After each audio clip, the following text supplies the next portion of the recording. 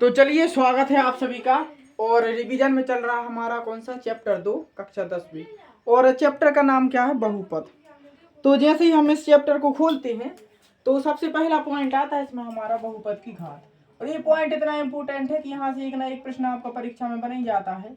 जैसे कि पहला पॉइंट आता है कि बहुपद की घात। हमें सबसे पहले पता तो होना चाहिए कि बहुपद की घात होती क्या है। ठीक है, तो हम सबसे पहले लिखेंगे।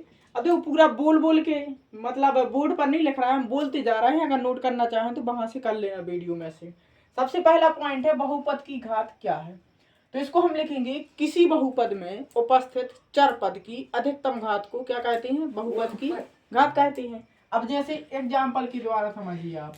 जैसे हमारे सामने लिखा है ax² plus bx plus c। ये हमारे सामने बहुपद है। ठीक है, अब इसकी यदि घात देखें तो इसकी घात हम लिखेंगे घात कितनी है, अधिकतम घात दो है।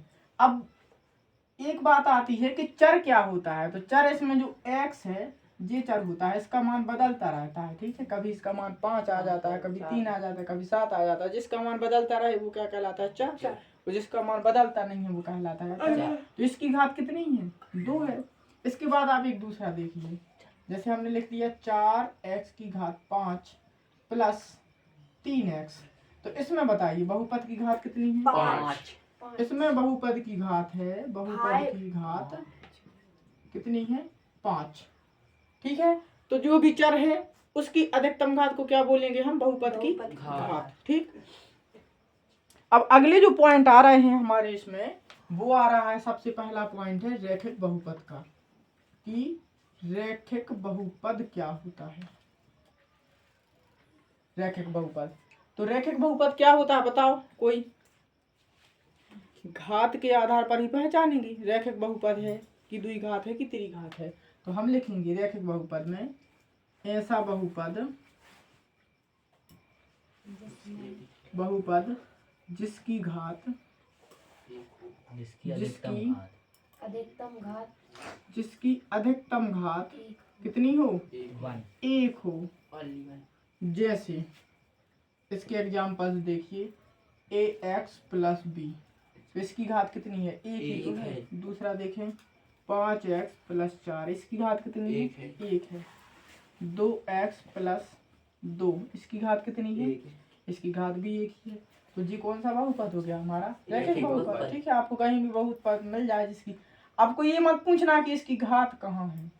जहाँ x पर कोई घात नहीं होती वहां पे कौन सी घात होती है, 1 की घात होती है। ठीक है, उसके बाद आता है हमारा कौन सा बहुपद, द्विघात। अब देखो इसको एक्सप्लेन तो करते जाते और ज्यादा, अगर किसी को डाउट हो तो पूछते जाया करो, क्योंकि वीडियो बहुत लंबी हो जाएगी अगर ज्यादा एक्सप्लेन करेंगे।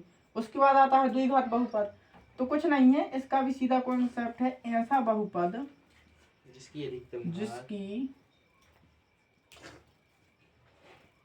अधिकतम घात कितनी हो, 2। अधिकतम घात 2। तो उसको क्या बोलेंगे, द्विघात बहुपद। इसका एग्जाम्पल देख लो। इसका एग्जाम्पल है ax² plus bx plus c। इसमें कितनी घात है अधिकतम, 2 की घात है। दूसरा एग्जाम्पल देखो, जैसे आपके सामने आ जाए x² प्लस 5x प्लस 6। तो इसकी घात कितनी है, 2। इसकी भी घात कितनी है, 2 है। तो ये कौन सा बहुपद हो जाएगा, ये हो जाएगा हमारा द्विघात बहुपद। और सेम इसी के जैसा रहेगा हमारा कौन सा बहुपद, त्रिघात बहुपद। त्रिघात बहुपद, तो त्रिघात बहुपद की पहचान बताओ। ऐसा बहुपद जिसकी अधिकतम घात कितनी हो, 3 हो। तो अब जैसे हम यहाँ पे एक उदाहरण लिखें, 3x की घात 3 प्लस 2x का वर्ग प्लस x प्लस 4। तो ये कौन सा बहुपद है, त्रिघात बहुपद। तो हमें पहचाननी है बहुपद की घात कैसी, उसकी अधिकतम घात देख के, चर पद की अधिकतम घात देख के। ठीक है, फिर घात की नाम मतलब जितनी घात है उसके हिसाब से हम उसका क्या करेंगे, वर्गीकरण करेंगे कि ये इतनी घात का बहुपद है। तो इस वजह से तो इसको नोट कर लेना। ठीक है, वैसे नोट करने की जरूरत नहीं है, इसका कॉन्सेप्ट सीधा समझने वाला है। तो सबको समझ में आया बहुपद की घात क्या है, चर की अधिकतम घात। दूसरा है रैखिक बहुपद, ऐसा बहुपद जिसकी अधिकतम घात कितनी हो, 1 हो। द्विघात बहुपद जिसकी अधिकतम घात 2 हो। त्रिघात बहुपद जिसकी अधिकतम घात 3 हो। ठीक है, 1 2 3। चलिए इसके बाद फिर पॉइंट आता है हमारा बहुपद के शून्यक। ठीक है, अब जैसे आपके सामने ये उदाहरण लिखे हैं, इनमें है 9x का घन 4x का वर्ग प्लस x। इसमें पूछें यदि बहुपद की घात कितनी है, तो बताओ कितनी है इसकी घात? इसकी घात है 3, तो हम लिखेंगे इसकी घात कितनी है? 3। इस वाले बहुपद में x की घात 5, 4x की घात 4, 3x का वर्ग प्लस 2x, तो इसकी घात कितनी है? 5। इसकी घात 5 है। ये हमारा 4x की घात 5 प्लस 5x, इसकी घात कितनी है? 5। इसकी भी घात 5 है। ठीक है, क्योंकि इसमें जो चर है x, इसकी अधिकतम घात 5 है। इसमें बताओ इसकी घात कितनी है? 2। इसकी घात है 2। ठीक, अब इसके बाद जो पॉइंट जिसकी हम चर्चा करने वाले थे वो था हमारा शून्यक। ठीक है, कि शून्यक क्या होता है बहुपद का। तो शून्यक जो होता है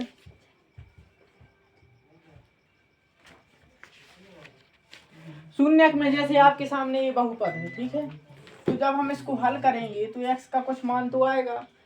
जो x का मान आता है तो सीधी सीधी भाषा में हम बोलें कि चर पद का मान, बहुपद को हल करने पर चर पद का मान जो होता है वो क्या कहलाता है? उसका शून्यक कहलाता है। ठीक है, जैसे मान के चलिए आपके सामने एक है 2x प्लस 4 जी है, हम कहें इसका शून्यक बताओ, तो इसका शून्यक बताने के लिए हमें क्या करना पड़ेगा? इसको शून्य के बराबर कर देंगे।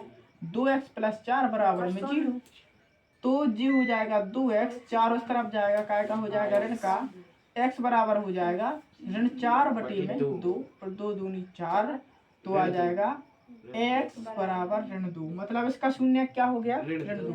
अब समझना, शून्यक का मतलब ये है कि जब हम x का मान ऋण 2 इसमें रखेंगे तो ये जो बहुपद है हमारा कौन सा? 2x धन 4, ये कैसा हो जाएगा? ये शून्य हो जाएगा, शून्यक का मतलब। ठीक है, अब रखो इधर मान 2x की जगह पे ऋण 2 धन के 4, 2 दूनी कितने हो जाएंगे? ऋण के 4 धन के 4, और ये दोनों क्या हो जाएंगे? 0। तो यही तो है उसका शून्यक। ठीक है, तो अब ये तो हो गया कि शून्यक क्या है। शून्यक है चर पद का वह मान जिसको बहुपद में रखने पर बहुपद क्या हो जाता है? संतुष्ट हो जाता है। मतलब उसका मान कैसा हो जाता है? 0 हो जाता है। दूसरा पॉइंट आता है इस पर कि शून्यकों की संख्या, शून्यकों की संख्या का पॉइंट आता है। ये आपसे एग्जाम में भी पूछा जाएगा कि जैसे मान लो आपका ये बहुपद है तो इसमें शून्यकों की संख्या कितनी होगी। तो इसमें देखेंगे हम शून्यक, इसके कितने शून्यक होंगे। तो आप लोग ध्यान से सुनना, शून्यक कितने होते हैं। शून्यकों की संख्या बहुपद की अधिकतम घात के बराबर होती है। ठीक है, तो इसके कितने शून्यक होंगे? इसके अधिकतम 3 शून्यक होंगे। कितने शून्यक होंगे? 3 शून्यक। इसमें बताइए इसकी घात कितनी है? अधिकतम 5 है। तो इसके शून्यक कितने होंगे? 5। इसके शून्यक होंगे 5, और इसकी घात कितनी है? 5। इसकी भी घात 5 है, तो इसके शून्यक कितने होंगे? 5। इसके शून्यक भी कितने होंगे? 5। ठीक है, फिर इसकी घात कितनी है? 2 है, तो इसके शून्यक कितने होंगे? इसके शून्यक 2 होंगे। ठीक है, तो आपके सामने ऐसी प्रश्न आएगा, ऐसा बहुपद लिखा रहेगा, उसमें पूछेंगे बताइए इसके शून्यकों की संख्या कितनी है, तो हम क्या बोलेंगे? 2 है। और अगर पूछेंगे इसकी घात कितनी है? 2 है, तो क्या बोलेंगे? 2 है। और अगर पूछेंगे इसे कौन सा बहुपद कहते हैं, तो इसको बोलेंगे द्विघात बहुपद। ठीक है, तो सबको समझ में आया जी। इसके बाद आप चलिए सीधा कहाँ पर? प्रश्नावली 2.1 पर इसको सॉल्व करना है। 2.1 निकालिए सभी।